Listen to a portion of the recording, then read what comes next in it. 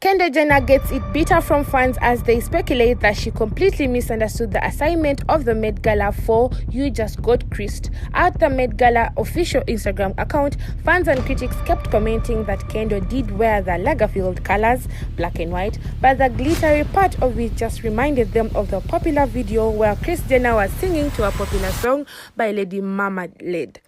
One fan went ahead to say that they were sick of the shoes she was putting on, meaning just like last year, the Jenner sisters are really getting it rough from the critics and fans. So maybe this year might actually be the last for the Jenner sisters because they are simply not relevant anymore and do not follow the themes that they are given as the